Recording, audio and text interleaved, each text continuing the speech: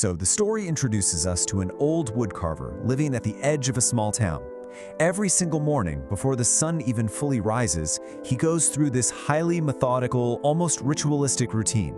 He sweeps his floor, carefully arranges his tools, prepares the wood, and then turns all his attention to this single uneven sculpture with a massive, deep crack right down the middle of it sitting by his window.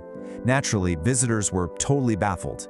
They'd look at all his magnificent craftsmanship around the room and ask the obvious question, why keep this one? You've made far better things.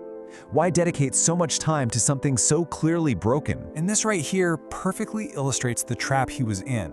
The old man would just smile and offer this heartbreaking, repetitive reply. He'd say, "I am still working on it." Years passed. The source notes that he polished that sculpture. He adjusted it. He tried endlessly to repair what fundamentally could not be repaired. Because literally all of his mental and physical energy was poured into trying to fix this one broken piece, he rarely, if ever, began anything new. He was utterly paralyzed by this intense need to fix the past. It's fascinating what happens when an obsession is misinterpreted by the outside world. There is a stark contrast between the external illusion and his internal reality. The townspeople looked at the woodcarver and they saw pure dedication. They admired him. They'd whisper, "He is strong, he never gives up." They completely romanticized his stubbornness. But the actual reality? It was totally different. They didn't see his tired, aching hands. They didn't see the countless hours he spent just sitting there, staring at a crack, completely exhausting himself trying to somehow carve away the past. He wasn't demonstrating strength at all. He was just stuck. Let's step back for a second, because this so perfectly parallels our own lives.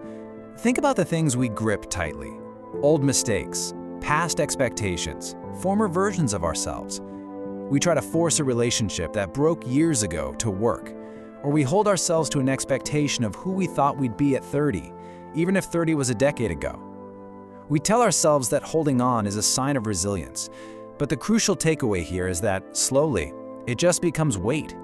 And weight, even when you carry it around with immense pride, is still remarkably heavy. One morning, that crisp, predictable routine broke. Something inside the woodcarver finally shifted. He walked outside, built a small fire in the cool morning air, and for the first time in years, lifted the cracked sculpture off the table without any frustration. There was no bitter regret, he just held it quietly. As townspeople walking by slowed down to watch, without a drop of anger or a single second of hesitation, he placed it directly into the flames. And the distinction here is so important. The fire didn't look violent, it just looked warm. And the sculpture inside it didn't look ruined at all, it looked released. One of the men on the street shouted out, completely shocked, "Why would you destroy your work?" The woodcarver just stood there, watching the wood burn and crackle. And then he delivered the emotional climax of this entire narrative. He said softly, "I was not holding it. It was holding me." Just let that profound realization sink in for a second. The very thing he thought he was controlling had actually been controlling him all along.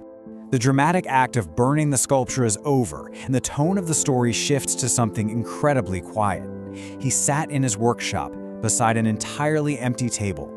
At first, the text notes that the space felt really strange to him. His muscle memory kept reaching for something that was no longer there. But as the hours passed, that heavy silence changed. Nothing to fix, nothing to carry, just space. It no longer felt like a strange loss. For the first time in years, he had absolutely nothing to prove. It felt like deep, true rest. The very next morning, the sun is about to rise and he returns to his shop. We see his routine return, but with a massive, life-altering difference. He swept the floor, he arranged his tools, he prepared the wood. But at step 4, when he sat down, he didn't look backward. He reached out and picked up a fresh piece of wood. The story notes that his hands moved slower than they used to, but they were finally steady. There was absolutely no tension in them anymore, no frantic urgency. And this brilliantly illustrates the transformation of his entire being. Just compare yesterday's approach with today's. Yesterday, he was trapped in correcting the past, working with forced tension, seeking an impossible perfection. But today, he's shaping today. He is working with lighter hands. He isn't trying to force the wood to be something it fundamentally isn't. The creation that comes from his hands now isn't perfect, and it isn't forced. It's simply honest. This story really asks us to dismantle the conditioning that tells us strength only means gripping tightly and never ever giving up. We are looking at a direct comparison between two entirely different paradigms here. The old strength is what the townspeople believed in, right? Holding on to effort, clutching an old identity, clinging to what we once thought we had to be.